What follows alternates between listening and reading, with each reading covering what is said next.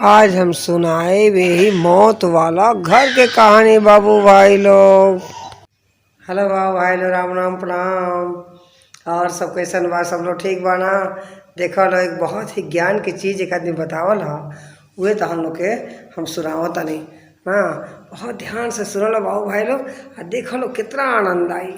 बुजुर्ग लोग के खास करके बहुत अच्छा लगी ना। तो बुजुर्ग लोग के खातिर बा एगो चीज़ बा कि वो भेजले रहा हमको बताओ देता हम लोग कि मृत्यु के लिए प्रवेश का है घर दिखाओ तनी। देखा लो है घर लोग का ना, यही घर के बारे में बा और इससे जुड़ा हुआ एक बहुत अच्छी कहानी भी जुड़ल बा। ठीक बा, तो देखा लो और बताइए लो हमको कैसन लागेला। पसंद आई तो लाइक वगैरह कर ली हलो। ठीक है, सुनो लो बहुत ध्यान से प्लीज़। वीडियो के है मैंने स्काइप मत करी हलो है ना, आज स्किप ना करी हलो। देखिए लो बाबू भाई, अच्छा लगे। ठीक बा, चलो देखो लो। कहानी के नाम हो कि मृत्यु के लिए प्रवेश ना। ये कहानी से ये मतलब बा कि देखो लो ये बारे में का बताओ नहीं। हम एक जना भेजना है हमके कि वाराणसी के एक गेस्ट हाउस का अकाउंट है ना, जहाँ लोग मृत्यु के लिए प्रवेश लेते हैं। उसे काशी लाभ मुक्ति भवन कहा जाता है। कुछ लोग इसे डेथ होटल भी कहते हैं। एक हिंदू मान्यता के अनुसार यदि कोई काशी में अपनी अंतिम सांस लेता है तो उसे काशी लाभ यानी कि काशी का फल, जो वास्तव में मोक्ष या मुक्ति है, प्राप्त होता है।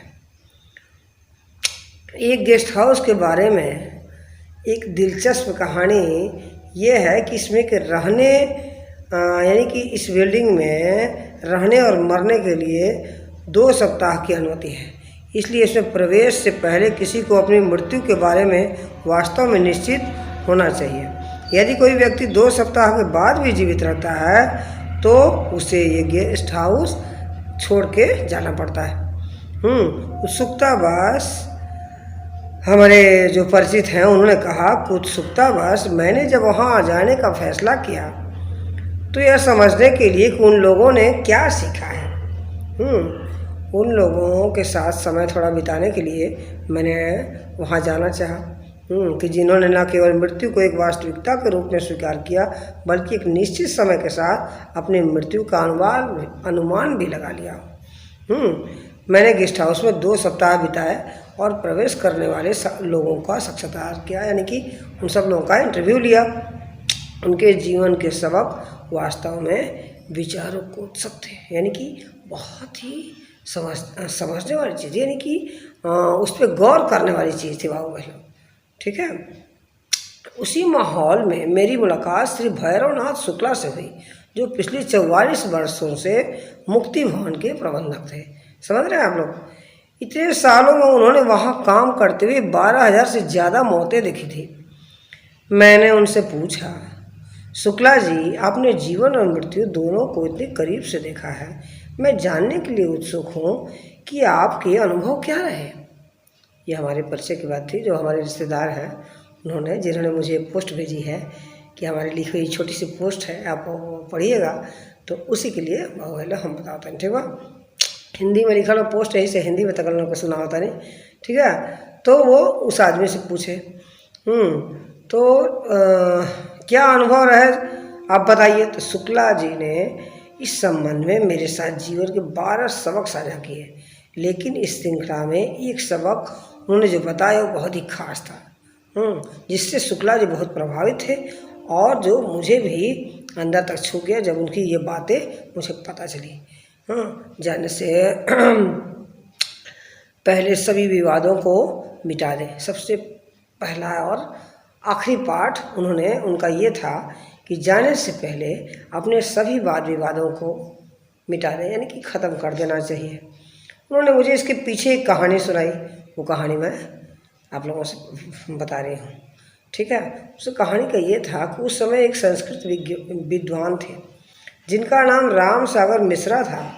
मिश्रा जी 6 भाइयों में सबसे बड़े थे और एक समय था जब उनके सबसे छोटे भाई के साथ उनके सबसे करीब के संबंध थे। वर्षों पहले एक तर्क ने मिश्रा और उनके सबसे छोटे भाई के बीच एक कटुता को जन्म दिया। इसके चलते उनके बीच एक दीवार बन गई। अंततः उनके घर का विभाजन हो गया। अपने अंतिम वर्षों में मिश्रा जी ने इस गेस्ट हाउस में प्रवेश किया उन्होंने मिश्रा जी को कमरा नंबर 3 आरक्षित करने के लिए कहा, क्योंकि उन्हें यकीन था कि उनके आने के 16वें दिन ही उनकी मृत्यु हो जाएगी, क्योंकि 16 दिन बाद तो गेस्ट हाउस खाली करना था ना। 16 से 18 दिन के बीच गेस्ट हाउस को खाली करना था। इसी वजह से उनको उम्मीद थी कि वो खाली माने मर जाएंगे। 14वें दिन मिश्रा जी ने 40 साल के अपने बिछड़े भाई को देखने की इच्छा जताई। उन्होंने कहा कि यह कड़वाहट मेरे दिल को भारी कर रही है। मैं जाने से पहले हर मनमुटाव को सुलझाना चाहता हूँ। 16वें दिन एक पत्र उनको भाई को भेजा गया। जल्द ही उनके सबसे छोटे भाई आ गए। मिश्रा जी ने उनका हाथ पकड़कर घर को बांटने वाली दीवार गिराने को कहा। उन्होंने अपने भाई से माफ़ी मांगी। दोनों भाई रो पड़े और बीच में ही अचानक से मिश्रा जी ने बोलना बंद कर दिया। बिल्कुल बोलना बंद कर दिया। उनका चेहरा शांत हो गया और थोड़ी देर में ही वो चल बसे। शुक्ला जी ने मुझे बताया कि उन्होंने वहाँ जाने वाले कई लोगों के साथ इसी तरह की इस कहानी को बार बार दोहराते देखा है। उन्होंने कहा, मैंने देखा है कि सारे लोग जीवन भर इस तरह का अनावश्यक मानसिक बोझा ढोते हैं। वे केवल अपनी यात्रा के समय से छोड़ना चाहते हैं। कई लोगों के दिलों पे बोझ रहता है इस बात का, और वो बता नहीं पाए रहते हैं।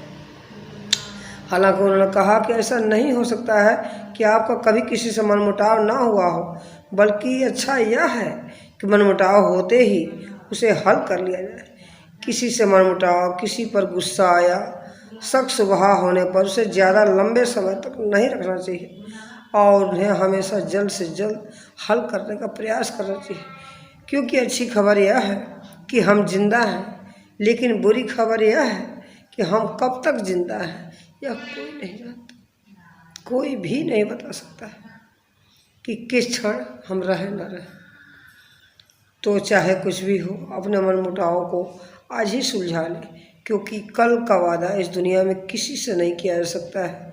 सोचें, विचार करें, क्या कुछ ऐसा है या क्या कोई है जिसके साथ हम समय रहते शांति स्थापित करना चाहते हैं और अपने सभी मनमुटाव को भुलाकर अपने नए जीवन में, नए दुनिया में जाने से पहले सब कुछ सही करके और जाना चाहिए हमें। जब हमें किसी के साथ कड़वे अनुभव होते हैं तब हमें क्षमा भाव अपनाकर भावनात्मक बोझ को दूर कर लेना चाहिए। ये बहुत आसान चीज़ नहीं होती है, लेकिन हमें इसे आसान बनाना होगा, क्योंकि वही बात जो मैंने आगे दोहराई, उन्होंने ऐसा मुझे अनुभव बताया कि यहाँ पे कोई भी रहने वाला नहीं है। आज नहीं तो कल सबका टिकट कन्फर्म है कि जाना ही है। आज नहीं तो कल सबको जाना है, बारी बारी से जाना है। इसीलिए हम सबको एक करके जाना चाहिए, ताकि जाने के बाद भी हम किसी की यादों में रह सकें, किसी की बातों में रह सकें। बस इतना ही। ठीक है भाई लोग, देखा कहानी में थोड़ा सा हम खो गए यहाँ पालनों से कहत बस आज खाती इतने ब्लॉगिंग बा। बस अपन ख्याल रखिए लो भाई लोग। आओ तानी जल्दी एक अच्छी बातों के साथ।